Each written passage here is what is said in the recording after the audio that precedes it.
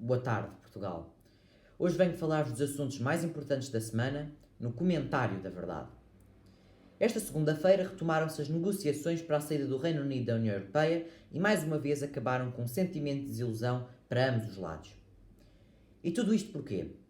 Porque nenhuma das partes envolvidas se compromete a ceder em alguns dos tópicos mais controversos do acordo.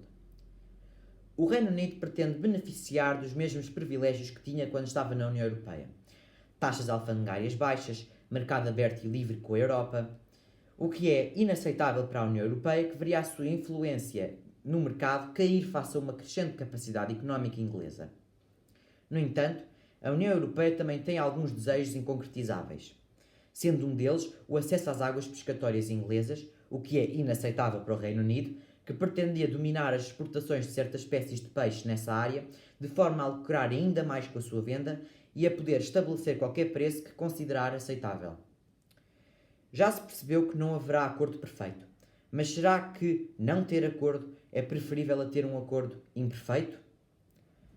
Durante esta semana também se discutiu a injeção de 850 milhões de euros no novo banco. Mário Centeno autorizou esta transferência sem avisar o Primeiro-Ministro, que no debate quinzenal tinha prometido a Catarina Martins que não haveriam injeções até aos resultados da auditoria. A verdade é que esta injeção estava prevista no Orçamento de Estado.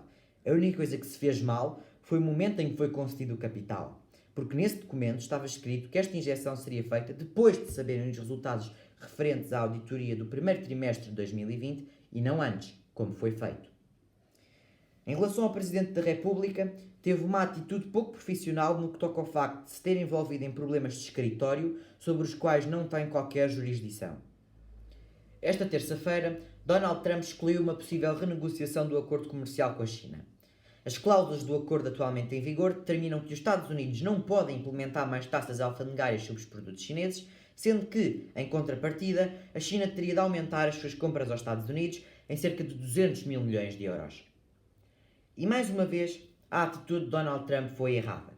Não só porque está a dificultar uma recuperação económica mundial, como também está a dificultar a sua própria posição. A renegociação do acordo poderia significar um alívio nas despesas, o que permitiria reinvestir algum dinheiro na saúde ou noutras áreas fundamentais no combate à pandemia. Agora, uma notícia muito importante e assustadora. A epidemia pode revitalizar o Daesh. Os países do Médio Oriente estarão, em breve, a lutar uma guerra em duas frentes. Uma contra os grupos terroristas e a outra contra a pandemia. Isto irá deixá-los extremamente vulneráveis e quase que facilitar outra guerra civil na Síria ou no Iraque, etc. Em relação à TAP, tivemos esta semana a notícia de que a decisão sobre a injeção de capital será adiada para junho. Mais um erro do Governo. Quanto mais adiarmos esta decisão, maiores serão tanto as perdas de capital como o dinheiro que terá de ser injetado. As medidas de combate à pandemia no nosso país reduziram o nosso produto interno bruto em 6,3%. Segundo o Instituto Nacional de Estatística, 2,4% devido aos contínuos investimentos na saúde e 3,9% devido ao fecho das fronteiras e à redução das exportações. Vêm aí tempos difíceis. Bruxelas propôs esta quarta-feira uma abertura gradual das fronteiras. Na minha opinião, ainda é cedo e, por enquanto, temos de ser o mais cautelosos possível. Mas, a meu ver, deveriam ser abertos mais pontos de passagem para permitir que o comércio regresse à sua normalidade. Nos Estados Unidos, outra vez, mais de 3 milhões de pessoas ficaram desempregadas devido à epidemia.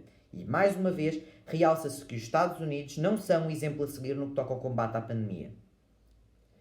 Nestes tempos de pandemia, no entanto, devemos reforçar que há setores da sociedade, ou setores profissionais, que continuam a necessitar da ajuda do Governo.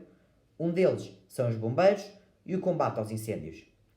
O Governo reforçou em 3% o equipamento para o combate aos incêndios, uma medida que eu considero acertada num país em que o verão é dominado por este tipo de fenómenos naturais. Na Assembleia da República, o Partido Comunista Português pediu a criação de um plano de emergência para o SNS. Por enquanto, acho que devemos avaliar o impacto da pandemia no Serviço Nacional de Saúde e depois decidir se deve ou não elaborar um plano de emergência e que medidas inserir no mesmo. Foi lançada este sábado a segunda fase de desconfinamento. na minha opinião, muito bem elaborada e com medidas concretas em relação a setores que precisam de medidas claras. Um programa que toca em tudo aquilo que é realmente necessário e que vai trazer uma certa normalidade restringida, mas que neste momento da pandemia é crucial. Este plano lança medidas em relação aos lares, às praias, à restauração, ao comércio, às creches, à cultura e que vai melhorar as nossas vidas nestes tempos de pandemia. Concluo com o balanço político desta semana. Em tempos de pandemia, os dois maiores partidos crescem significativamente nas intenções de voto. Os partidos de extrema-esquerda estabilizaram ou subiram ligeiramente. E os partidos de direita desceram notoriamente nas intenções de voto. Tanto o Partido Socialista como o Partido Social Democrata fizeram um bom trabalho no combate à pandemia, reforçando a colaboração em vez da oposição. Por um Portugal com futuro, muito obrigado e até breve.